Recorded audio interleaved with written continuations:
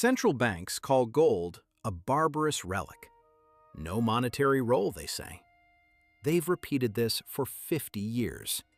And in that same 50 years, they've quietly accumulated 35,000 tons of it, worth over $2 trillion. Not selling, buying. More aggressively now than at any point in recent history. If central bank gold is truly useless, someone forgot to tell the people who run the money supply.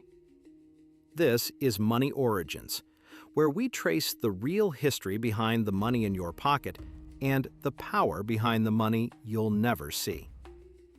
Here's what we're doing. We're going to look at who holds the most gold reserves on the planet, why two countries in particular have been buying at a pace that should raise eyebrows, and what gold actually does that no other reserve asset gold can replicate. By the end, the contradiction between what central banks say and what they do won't just be interesting, it'll be obvious. Quick note before we get into this. I'm not a financial advisor, and nothing here is investment guidance. This is history and the economics that shaped it.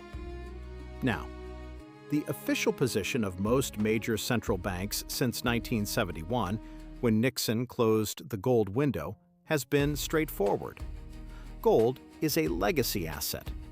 It sits on balance sheets for historical reasons. It doesn't back currencies. It doesn't settle debts between nations. It's there because it's always been there, like a painting in a government hallway nobody bothers to take down. That's the story. Here's the vault. The United States holds roughly 8,100 tons of gold. Germany holds about 3,400.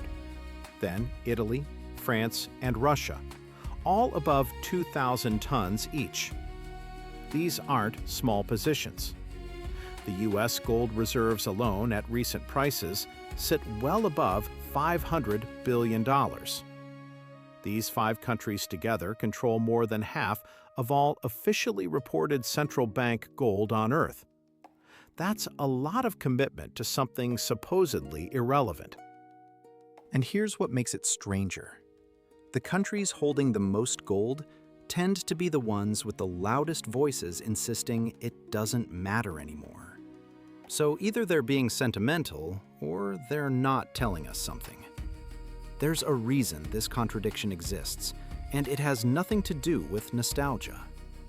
For decades, central banks were actually net sellers. Through the 1990s and early 2000s, European banks in particular offloaded hundreds of tons. Gold seemed to be on its way out. Then something shifted. Around 2010, central banks globally became net buyers again. And after 2014, two countries in particular began accumulating at a pace that hadn't been seen in generations. Russia's central bank roughly doubled its gold reserves in less than a decade, moving from around 1,000 tons to over 2,000. China, which had historically been quiet about its holdings, started reporting dramatic increases, jumping from roughly 1,000 tons to over 2,200, with many analysts suggesting the real number could be significantly higher, since China often reports in delayed bursts. Why 2014? That's the year Western sanctions hit Russia over Crimea. The message was clear. Any reserve asset held inside someone else's system can be turned off. So Russia pivoted, hard, toward the one reserve asset that can't be frozen by a foreign government. China watched, and apparently took notes, because their central bank's hoarding gold accelerated right alongside Russia's, even though China hadn't been sanctioned. They were preparing for the possibility. That distinction matters. This is where it gets fundamental.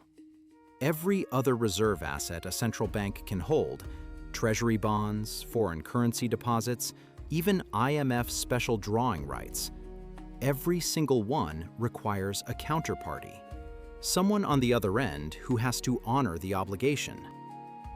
a government that has to pay back the bond, a bank that has to return the deposit, an institution that has to recognize the claim.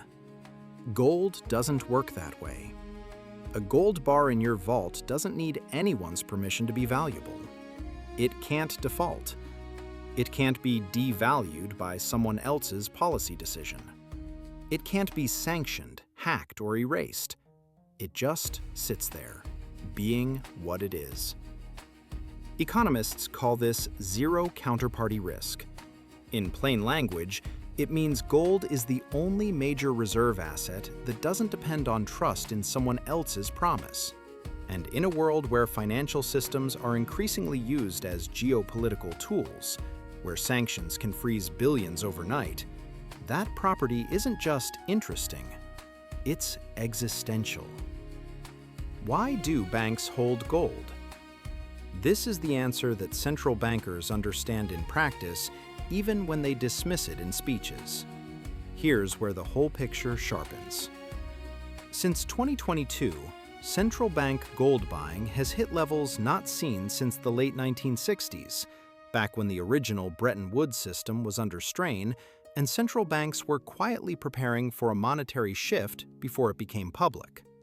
The World Gold Council, which tracks this data, has reported that central banks purchased over 1,000 tons in both 2022 and 2023. Not small regional banks, major sovereign institutions. And the buying hasn't slowed. What's remarkable isn't just the volume. It's that this accumulation is happening while the same institutions publicly maintain that gold has no formal monetary function. No major central bank has come out and said, "We're buying gold because we're worried about the dollar system." Nobody says that out loud. But the 35,000 tons of gold sitting in vaults from New York to Moscow to Beijing says it for them. Gold is still relevant, not because of tradition and not because of speculation. It's relevant because the most powerful financial institutions on the planet are acting like it is. They're not buying 35,000 tons of anything by accident. Worth keeping in mind as you evaluate what you hear versus what you see.